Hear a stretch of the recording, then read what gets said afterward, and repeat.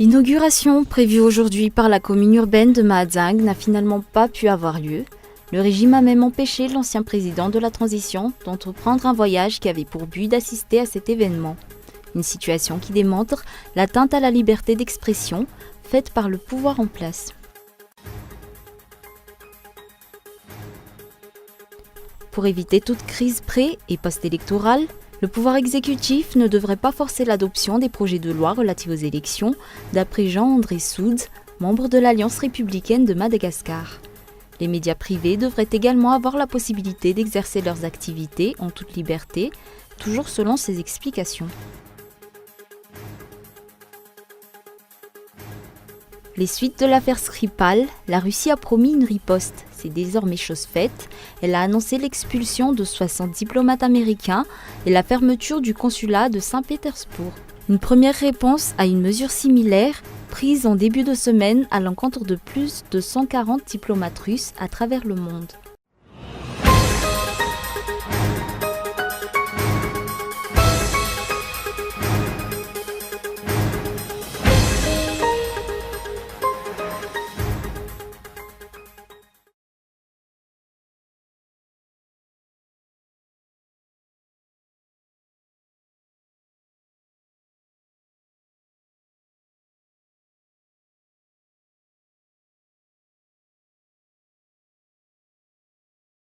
Bonsoir à tous et merci d'être avec nous sur Cool TV. À la une de ce journal, l'inauguration prévue aujourd'hui par la commune urbaine de Mahajang n'a finalement pas pu avoir lieu. Le régime a même empêché l'ancien président de la transition d'entreprendre un voyage qui avait pour but d'assister à cet événement. Une situation qui démontre l'atteinte à la liberté d'expression faite par le pouvoir en place. Reportage Lily Rabiat. Le gouvernement a fait tout ce qui était en son pouvoir pour empêcher la manifestation de la commune urbaine de Mahajanga, de peur de voir les partisans du parti TGV Mapar se mobiliser massivement dans cette région aujourd'hui. Et pourtant, c'est l'inauguration d'une infrastructure que la commune urbaine de Mahajanga comptait faire. L'organe mixte de contrôle, par le biais de la préfecture, a publié hier, tard dans la soirée, un décret pour interdire toute manifestation à Mahajanga, que ce soit dans un lieu public ou dans une propriété privée. Le parti Mapar a de ce fait déposé une plainte au niveau du tribunal administratif. L'ordonnance du tribunal autorisant cet événement n'a été publiée que vers 13h20 et jusqu'à ce moment, des agents des forces de l'ordre ont circulé dans toute la commune. Toutefois, cela n'a pas empêché les habitants de se rendre jusqu'à l'aéroport d'Imbourvi pour accueillir Andras Zouel, ancien président de la transition.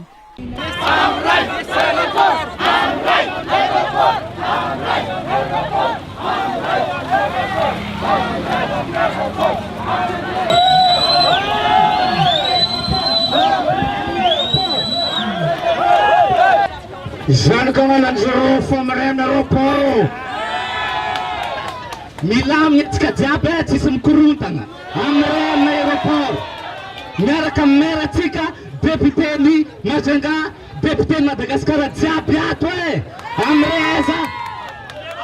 Les entraves du régime face à cette affaire ont continué jusque dans l'après-midi. À l'aéroport d'Ivatu, l'avion privé qu'Andras Zouel comptait prendre pour rejoindre Mahajanga a été interdit de vol. Suite à cela, cet ancien président de la transition a décidé de prendre un vol commercial. Toutefois, tous les passagers du vol ont eu l'ordre de sortir et le vol a été annulé dès que les autorités ont eu vent que cet avion transportait l'homme fort de la transition, d'après les informations reçues.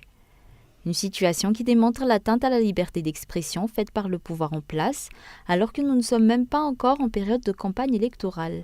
Et pourtant, il ne s'agissait là que d'une simple inauguration à laquelle Andras Zouel, en tant que président du parti Mapar, a été invité. Comme annoncé précédemment dans les titres, pour éviter toute crise pré- et post-électorale, le pouvoir exécutif ne devrait pas forcer l'adoption des projets de loi relatifs aux élections, d'après Jean-André Soud, membre de l'Alliance républicaine de Madagascar. Les médias privés devraient également avoir la possibilité d'exercer leur activité en toute liberté, d'après ses explications. Les détails en images dans ce reportage de Ounna Sain. L'attitude du gouvernement qui force les parlementaires à adopter les projets de loi relatifs aux prochaines élections sans amendement pourrait être à l'origine d'une crise sociopolitique, selon Jean-André Soud, un membre de l'Armada ou Alliance républicaine de Madagascar. Les avis des forces vives du pays devraient également être pris en compte d'après ses explications. De nombreux articles de ces textes, déjà soulevée par les parlementaires, devrait selon lui être revue. L'article 120. Dans l'article 120, portant sur le type de bulletin à utiliser par exemple, il faut trancher dès le premier tour s'il faudra utiliser des bulletins uniques ou des bulletins individuels. C'est vrai que la place où vous, les dirigeants, vous trouvez est agréable, mais ce n'est pas une raison pour faire un forcing afin de conserver cette place. Il a également renforcé que l'Armada soutiendra un candidat unique lors de l'élection présidentielle qui aura lieu cette année et que ce groupement politique participera à cette élection, quelle que soit la tournure des textes de loi électorale adoptés.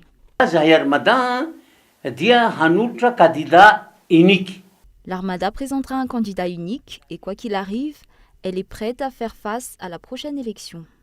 Quoi qu'il arrive. Durant son interview, ce politicien a également soulevé l'article 110 du projet de loi relatif au régime général des élections et des référendums et a déclaré à ce propos que les médias privés devraient avoir la possibilité d'exercer leurs activités sans contrainte. Les télés privées ou libres. Il faudrait laisser les médias audiovisuels privés en liberté. Ce sont des opérateurs malgaches, c'est leur source de revenus. Il ne faut pas leur porter atteinte de cette manière. Le problème, c'est que certains préfèrent voir des étrangers s'enrichir que de permettre aux opérateurs malgaches de se développer. Ce politicien suggère que tout le monde se conforme aux lois en vigueur pour éviter une crise pré- et post-électorale et a déclaré que l'exemple devrait venir d'en haut. Toujours dans l'actualité politique, la Banque africaine de développement a fait don d'1 million de dollars à l'État malgache ce jour, un appui financier qui a pour but d'aider la Grande Île dans la lutte contre l'éradication de l'épidémie de la peste. La population attend des résultats concrets de cette aide et une gestion transparente de la somme donnée. Mis à part ce don, le gouvernement et cette banque ont procédé à la signature de 5 accords d'un montant de 11,23 millions de dollars en soutien au plan national de développement. Sur un tout autre sujet, actuellement le prix du bidon d'eau dans la région d'Anjouy atteint les milliards, une situation qui impacte sur le quotidien des habitants. Un projet d'élargissement des pipelines financé par l'UNICEF et d'autres partenaires est en cours et permettra d'approvisionner près de 70% de la population. Les détails en images dans ce reportage de Mia Tarangianaïf. Milliards, c'est le prix à payer depuis quelques mois pour obtenir un bidon d'eau dans la région d'Anjouy. À Nikoul, dans le district d'Amboufbé, il faut faire une dizaine de kilomètres à pied pour avoir accès à de l'eau potable. Actuellement, ce sont des citernes provenant d'organismes internationaux, à l'exemple de l'UNICEF, qui approvisionnent de nombreuses zones en eau. Toutefois, cela n'est pas suffisant. Quand il n'y a pas de citerne pour approvisionner le CSP2 en eau, nous rassemblons de l'eau de pluie à l'aide d'un bassin et c'est cette eau que les femmes enceintes et les femmes qui viennent d'accoucher au CSP2 boivent. Lorsque les citernes sont là, l'eau provenant de ces citernes et l'eau de pluie se complètent. La dernière fois qu'il a plu, c'était au mois de février. Chaque semaine, une citerne nous approvisionne gratuitement en eau. Malheureusement, ces citernes sont peu nombreuses et ne suffisent pas à couvrir les besoins. Pour l'instant, nous attendons l'arrivée de l'eau. En attendant, nous utilisons de l'eau du puits, mais elle n'est pas propre. On n'y peut rien, il faut faire avec. La vie ici est dure. Si nous recevons de l'aide, peut-être que nous pourrons avoir accès à de l'eau potable. Face à cette situation, l'UNICEF ainsi que des bailleurs de fonds étrangers ont proposé un projet d'élargissement des pipelines. Ce projet sera réalisé cette année et près de 29 Fuktan pourront en bénéficier d'après les explications. Après la réalisation de ce projet, toutes les communes ne seront pas desservies, mais près de 70% des habitants du district de Belou et Tsiumbe pourront bénéficier d'eau potable. C'est un système qui devrait être utilisable toute l'année puisque les stations de pompage fonctionnent à l'aide de panneaux solaires et plus de groupes thermiques comme auparavant. Lorsque ces pipelines seront mis sur pied, le bidon d'eau sera vendu à 200 ariars, dont les 150 ariars serviront à payer l'eau et les 50 ariars restants seront consacrés à la rénovation des infrastructures, d'après les explications. Avant de passer aux nouvelles à l'international, les habitants de la commune de Maïnitz se dressent pour s'opposer à la rénovation du terrain de sport dans ce secteur. Et pour cause, les conseillers communaux prévoient de construire un bâtiment sur ce terrain. Ces habitants sont d'accord pour la rénovation, mais n'approuvent pas la cession de cette place à une station-service et la construction d'un édifice. Les habitants soupçonnent une affaire de corruption et suspectent le maire d'être le complice des conseillers municipaux. Après une descente d'un représentant du ministère auprès de la présidence en charge des projets présidentiels, de l'aménagement du territoire et de l'équipement, les travaux ont été suspendus. La manifestation des habitants sera renforcée si le maire et ses conseillers persistent dans leurs décisions. Passons maintenant aux nouvelles à l'international. Nicolas Sarkozy, rattrapé par les affaires judiciaires. Déjà mis en examen pour corruption passive dans le dossier libyen, l'ancien président est désormais renvoyé devant le tribunal correctionnel dans l'affaire dite des écoutes. Il est soupçonné de corruption active et de trafic d'influence. Reportage France 24. Une semaine après avoir été mis en garde à vue puis mis en examen dans le dossier libyen, Nicolas Sarkozy est aujourd'hui renvoyé en correctionnel dans une autre affaire. L'ancien chef de l'État est poursuivi pour corruption et trafic d'influence. Il encourt 10 ans de prison. À ses côtés, son avocat, maître Thierry Herzog, et un haut magistrat, Gilbert Azibert, sont également renvoyés devant un tribunal. Placé sur écoute début 2014, Nicolas Sarkozy est suspecté d'avoir voulu, via son avocat, obtenir du magistrat des informations concernant le dossier Bettencourt. En échange, l'ancien président se serait engagé à intervenir pour que le magistrat obtienne un poste à Monaco. Aujourd'hui à la retraite, ce dernier n'a jamais quitté Paris. Dans un communiqué, les avocats annoncent qu'ils vont faire appel de cette décision. Nicolas Sarkozy fera valoir ses droits en saisissant la chambre de l'instruction. Il ne doute pas qu'une fois encore, la vérité finira par triompher. Du côté du groupe Les Républicains, une seule réaction, celle de Nadine Morano. Je constate une drôle logique judiciaire, mais surtout un triste acharnement.